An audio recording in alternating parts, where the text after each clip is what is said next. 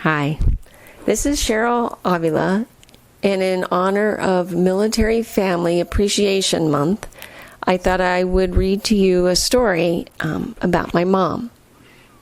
Now, I have to admit, this is my third or fourth attempt at trying to get through this because my voice keeps breaking because I keep crying. So, one more try, and I'll try very hard not to get too emotional. Okay, here it goes. Although she was never saluted, never received a service ribbon, a promotion, nor honored at a Helen farewell, she was the reason all these things did happen for my dad. Even after being warned about dating a flyboy, my mom married my dad, but only after she waited a year for him to return from Korea. She not only married my dad, she sacrificed her dreams for him, for our family, and for his military career. I don't remember a lot about when my dad left for Vietnam, but I do remember my mom trying to make life for my brothers and I as normal as possible while he was gone. When he returned, we moved to Germany, and that I remember. I think my mom wanted our life in Germany to be as not normal, meaning different than life in the U.S., as possible. She wanted us to experience all that living in a foreign country could offer. Mom made sure we tried to speak the language, we ate the local food, we attended culture events, and we traveled as often as possible. When we returned to the United States, Dad went back to school for a graduate degree, and it seemed we moved every summer for a few years. During our elementary school years, Mom became our first teacher. Not knowing where we were going to school, Mom insisted we spend every summer preparing for the following school year by completing grade-level workbooks. Some of my fondest memories are my mom taking us to the library every Saturday morning with a large stack of books. She would let my brothers and I each choose a few books to check out for the week, and the following Saturday, we would return those books and check out more. With all our PCSs, it was Mom's job to supervise the packing and unpacking. She had moving day down to a science. She had her clipboard ready when the moving truck pulled up and had told each of us kids our jobs for the day. I remember our jobs included putting stickers on boxes, labeling contents with a marker, and making sure the movers had water and snacks.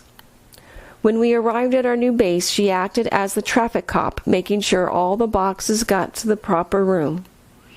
As an adult, I have moved quite a few times myself, but my moves never went as smoothly as when my mom was in charge.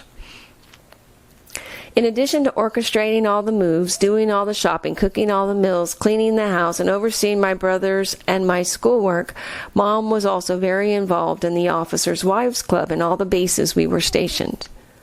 I remember when we were stationed at Fort Hood, Texas, the general's wife had my mom constantly involved in one project after another. Mom never said no when asked to help, especially if the project benefited children.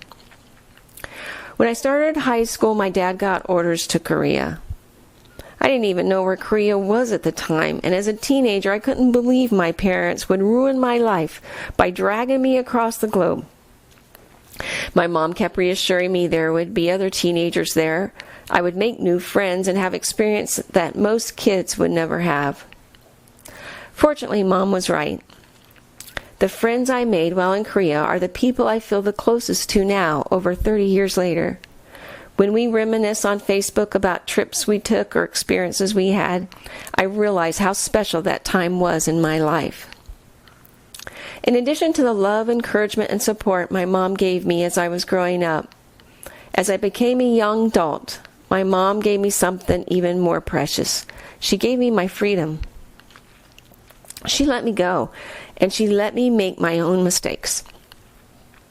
At the time, I had no idea how difficult this must have been for her. But now, as the parent of 2 young adults of my own, I sometimes wonder, how did she just let me walk out of the house?